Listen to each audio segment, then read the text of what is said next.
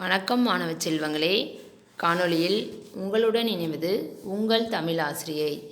நாம் சென்ற காணொளியில் ஆத்திச்சூடியில் உள்ள புத்தக பயிற்சிகளை அறிந்தோம். தற்போதும் அதன் தொடர்ச்சியாக உள்ளவற்றை அறிவோம். பொருத்தமான சொல்லை எழுதுக. உங்களுடைய புத்தகத்தில் சில சொற்கள் கொடுத்துருக்காங்க இல்லைங்களா? அதில் இங்கே எந்த சொல் பொருந்துமோ அதை நம்ம எடுத்து எழுதணும். சரிங்களா? இங்கே பாருங்கள், உயர்ந்தன்னு கொடுத்துருக்காங்க, அப்புறம் கோபுரம் கொடுத்துட்டாங்க. அதில் நம்ம எப்படி எழுதணும்? வேறு என்ன சொற்கள் எல்லாம் எழுதலாம்? உயர்ந்த மலை, உயர்ந்த மரம், அடுத்தது வட்ட நிலா, வட்ட வளையல், வட்ட மேசை, வெள்ளை வேட்டி, வெள்ளை ரோஜா, வெள்ளை முயல். அடுத்தது இங்கே என்ன எழுத்துக்கள் கொடுத்துருக்காங்க? வடமொழி எழுத்துக்கள் கொண்ட பெயர்களை கொடுத்துருக்காங்க இல்லைங்களா? அந்த பர்வீன் வந்து தங்களுடைய நண்பர்கள் இல்லையா, அவங்களுக்கு தெரிஞ்சவங்க நேமெல்லாம் வடமொழியில் பெயர்களை, வடமொழி எழுத்துக்கள் கொண்ட பெயர்களை இங்கே எழுதியிருக்காங்க. நாமளும் என்ன பண்ணலாம்? நம்மளுடைய வீட்டில் இருக்கக்கூடியவங்க, உங்களுடைய நண்பர்கள், சரிங்களா, உங்களுடைய பெயர் கூட அதில் இருக்கலாம் வடமொழி எழுத்தில். அந்த பெயர்களையெல்லாம் இங்கே இருக்குது பார்த்தீங்களா, உங்களுடைய புத்தகத்திலேயே இருக்கும், அங்கே எழுதலாம். சரிங்களா? நீங்களும் எழுதலாமே. அதில் உங்களுக்கு என்னென்ன வடமொழி எழுத்துக்கள் பெயர்கள் தெரியுதோ அதை நீங்கள் எழுதுங்க, அழகாக எழுதுங்க. இதுதான் உங்களுடைய வீட்டு பாடம். சரிங்களா? அடுத்தது யார் அவர். சரிங்களா? யார் அவர் அப்படிங்கிற தலைப்பில் இருக்கக்கூடிய ஒரு கதையை பார்ப்போமா? இங்கே பார்த்தீங்களா என்ன இருக்குது? 2 அழகிய வண்ணத்து பூச்சி இருக்கா. இதில் ஒன்று அம்மா வண்ணத்து பூச்சி, ஒன்று அதனுடைய குட்டி வண்ணத்து பூச்சி இருக்குது இல்லையா? அந்த குட்டி வண்ணத்து பூச்சி எங்கேயோ போய் ஒருத்தரை பார்த்துட்டு வந்து அம்மாட்ட சொல்லுது, அம்மா நான் ஒருவரை பார்த்தேன் அப்படின்னு அந்த குட்டி வண்ணத்து பூச்சி சொல்லுது. உடனே அம்மா கேட்குறாங்க, யார் அவர் இல்லையா? ஒருத்தரை பார்த்தேன்னு சொல்கிறதுனால யாராக இருக்கும், யார் அவர் அப்படின்னு கேட்குறாங்க. அப்போ அந்த குட்டி வண்ணத்து பூச்சி சொல்லுது, அவர் பாம்பை கையாலேயே பிடித்தார் அப்படின்னு சொல்லுது. அவர் இருக்கிறார் இல்லைம்மா, அவர் பாம்பை கையாலேயே பிடித்தார் அப்படின்னு. அப்படியா அப்படின்னு அம்மா கேட்குறாங்க. அம்மா வண்ணத்து பூச்சி, ஏன்னா பாம்பென்றால் படையும் நடுங்கும் இல்லையா? நம்ம சொல்லும்ல, பாம்பு பார்த்து நம்ம எவ்வளோ பயமாக இருக்கும் இல்லையா? அது கடிச்சதுன்னா நமக்கு சீக்கிரமாக விஷ இறங்கிடும் இல்லையா? நம்ம இறந்துருவோம்.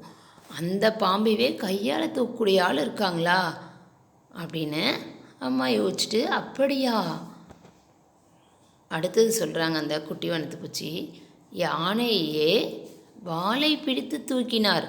யானை இருக்குல்லம்மா, பெரிய யானை, அந்த யானையுடைய வாளையவே பிடிச்சி தூக்கினார் அப்படின்னு சொல்லுது.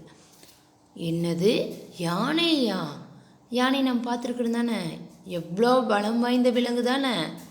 அந்த யானையினுடைய வாழை பிடிச்சி ஒருத்தர் தூக்கி இருக்கிறாங்க அப்படின்னு சொல்லும்போது அம்மா, யானையவே ஒருத்தர் தூக்கக்கூடியவங்க இருக்காங்களா அப்படின்னு வியப்பாக கேட்குறாங்க. அடுத்தது பார்த்தோமா, புலியே காலால் மிதித்தார். புலி இருக்குல்லம்மா, இந்த புலியவே என்ன பண்ணுறாரு, காலால் மிதிக்கிறாருமா அப்படின்னு சொல்கிறாங்க. உண்மையாகவா? புலினா நமக்கு எவ்வளோ பயமாக இருக்கும் இல்லையா? அந்த புலியவே ஒருத்தர் காலால் மிதிக்கிறாரா? உண்மையாகவா அப்படின்னு அம்மா கேட்குறாங்க. அது மட்டும் இல்லை, அது மட்டுமா, சிங்கத்தின் காலை பிடித்து சுழற்றினார். அது மட்டும் இல்லைம்மா, சிங்கத்தினுடைய காலை பிடிச்சி அப்படியே சுத்துறாருமா அப்படின்னு அந்த குட்டி வண்ணத்து பூச்சி அம்மாட்ட சொல்கிறாங்க.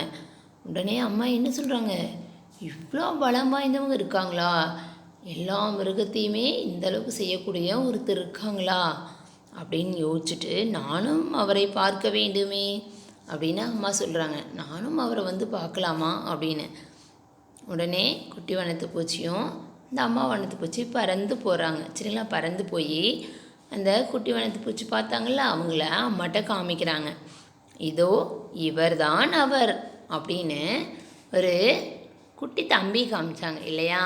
உங்களை மாதிரி க்யூட்டாக இருக்கக்கூடிய ஒரு குட்டி தம்பி காமிக்கிறாங்க. அந்த தம்பியை பார்த்துட்டு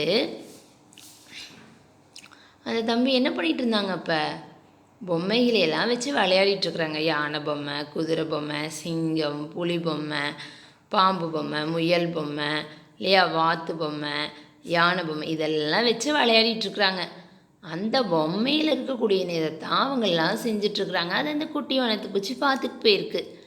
அது போய் அம்மாட்ட சொன்னதையும் அம்மாவும் பார்க்க வந்திருக்காங்க.